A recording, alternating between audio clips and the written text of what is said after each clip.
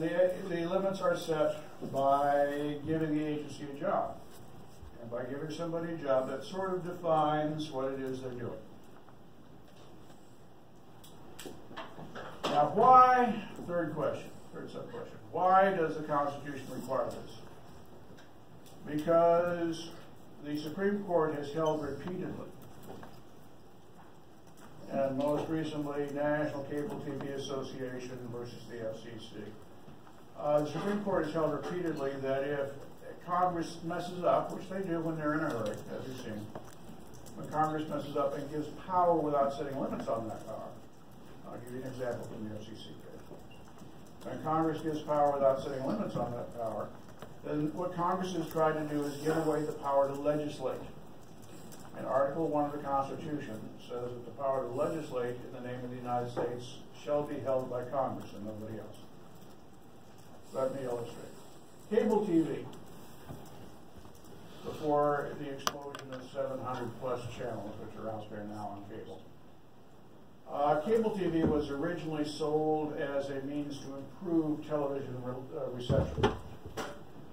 Thus, for example, I grew up in a rural valley in the middle of what we called hills, what they call in the east of the Appalachians Mountains. But it was very hilly. We actually had an actual mountain in the background. And that meant television signals were, shall we say, difficult to receive. So we had actual experience with snow, ask your grandparents, and with ghosts, again, ask your grandparents, in television reception. So the proposal was made, hey, you get a cable TV closed circuit feed, you get this beautiful picture. Which is true. Cable TV reception is a lot better than antenna reception. But very rapidly, as I just alluded to, it was discovered, or it was reiterated, that if you have a cable signal, you can have hundreds and hundreds of television channels. Which I have lost track of all they can do. You apparently have food networks, you apparently have shopping networks, notice I'm pluralizing those. You have gardening stuff. At one point before he died, you had an all Michael Jackson music all the time channel. I know this because we used to sit for cats, and the cats apparently really loved Michael Jackson, so they got to watch the cats all the time. And some of these channels departed from the code of public broadcasting by showing nakedness. Nakedness used to be a lot more tame than nakedness now.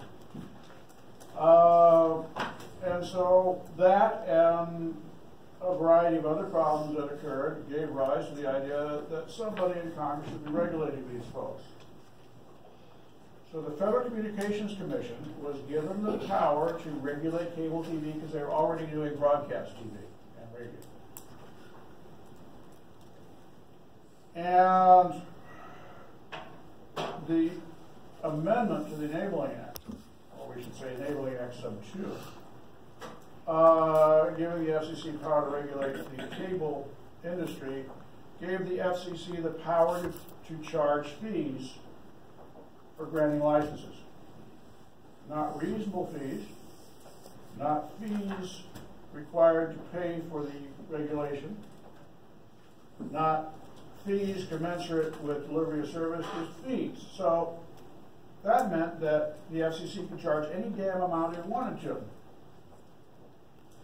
And the cable TV operators were unhappy, and so they filed a lawsuit, the one I just cited, arguing successfully that by giving the FCC the power to levy a fee that's unlimited,